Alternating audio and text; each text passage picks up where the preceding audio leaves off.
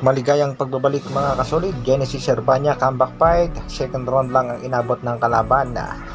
Pacquiao versus Crawford, one of the biggest fight. Manny signed the contract. At pangbato natin si Casimiro, tatlong bata ni Gibbons ang nakaabang. Yan ang ating pag-uusapan mga kasolid. Para sa ating unang balita mga kasolid, ang comeback fight ng ating kababayang si Genesis Asukal Urbania. Matatanda natin mga kasolid na ang huling laban ni Urbania ay noong October 25, 2022 na kung saan knockout niya ang kanyang inabot dito kay Iwasa.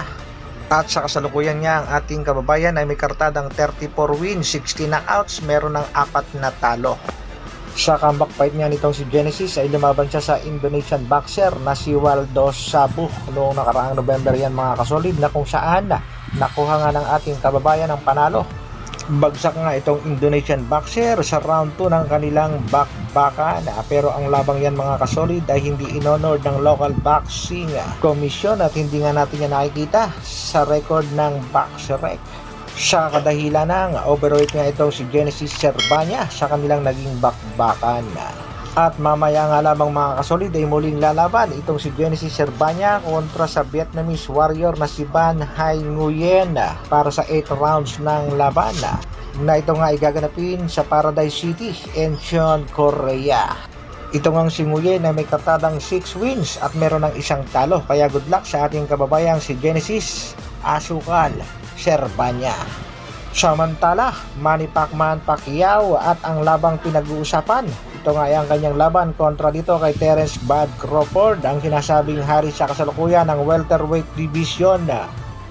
Alam naman natin mga kasolid na itong si Terence Bud Crawford ay naghihintay ng rematch kontra nga dito kay Errol Spence Jr. Pero mukhang malabo na ito mga kasolid dahil nga sa eye surgery ulit nitong si Errol Spence Jr. At marami nga nagsasabi nga tila alanganin pa nga itong si Errol Spence Jr. at baka mauwi na nga ito sa pagre-retiro, kaya ligaw na ligaw sa kasalukuyan itong si Terence Bud Crawford para sa laban kontra nga yan sa naghahamong si pambansang kamao Manny Pacquiao. Gusto daw patunayan ni Pacquiao na siya ang pinakamagaling at hari ng welterweight division. Papayag itong si Terence Bud Crawford. Banat niya ng kampo nitong si Manny Pacquiao, signed the contract Terence Bud Crawford para sa 147 division na laban. Marami nga nagsasabing alanganin na daw itong si Manny Pacquiao kontra nga dito kay Terence Bud Crawford at baka maulit daw ang pag-knockout o matulog sa ibabaw ng lona ang ating pambansang kamao na si Manny Pacquiao. Ayon nga dito kay Tyson Fury ay pabor siya dito kay Manny Pacquiao at dito nga daw siya pupusta. Nagbigay rin ng pahayag ang undefeated fighter na si Mayweather Jr. I can deny it, that's intriguing. If Crawford's game, it could be an excellent fight, but if I had to choose, I'd say Pacquiao still got it. Pacquiao is a living legend and legends don't fade that easily. Of course, I'd watch it either way. Banat naman itong si Ryan Garcia, this is a 50-50 fight, no doubt. Man, I'd pay a fortune to see this one. Crawford is a beast, no doubt about it, but Pacquiao's got that Filipino fire in his veins, speed, power, and heart. Reaction naman ni Devin Haney, as a fighter myself, I've got mad respect for both these guys. Crawford's got those slick skills and he's shown he can adapt in the ring, but Pacquiao, he's a true legend. Despite like a battle of eras, it's going to be a chess match with dynamite. I can wait. Banat nitong si Devin the Dream Haney. Isang napakagandang bakbakan nga naman ito mga kasolid kung sakaling matutuloy, at kanina nga lamang ay gumawa ako ng survey. Mayroon nga 150 votes na kung saan yamado si Pacquiao 61%, samantalang si Crawford nakakuha lang ng 39%. Pahayag naman ni Remy Logroño nung prime pa niya, oo, ngayon di may edad na, baka mapahamak pa si Manny Pacquiao. Komento naman itong si Jojo Bahar, Manny idol ko, pero sa ngayon mismatch na siya kay Crawford 60-40. Ano sa palagay niyo mga kasolid, kakayanin pa ba ng ating pambansang kamao na si Manny Pacquiao ang nasa prime na si Terence Bud Crawford? Alam naman nating 45 years old na ang ating pangbatong si Manny Pacquiao.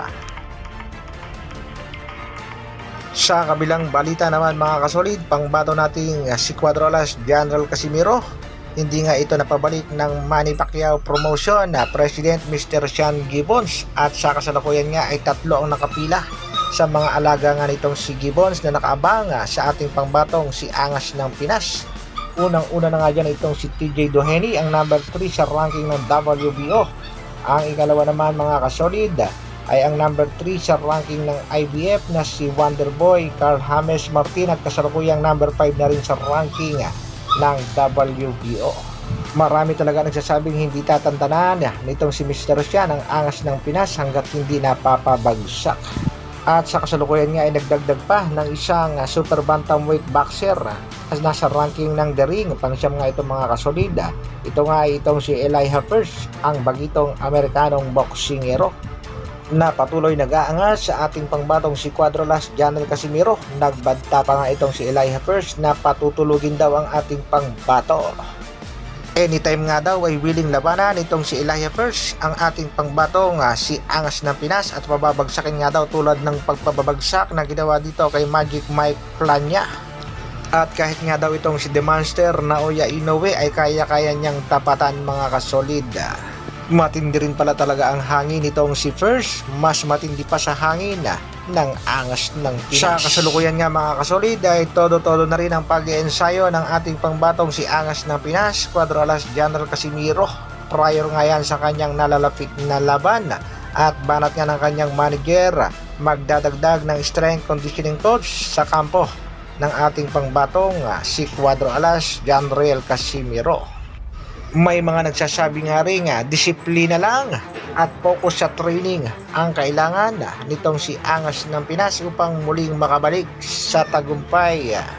Banat naman itong si Cuadrolas, it's my boy, dili gugma ang naipasakit sa imuha, kundili ang tao nga dili kabalo muhi gugma.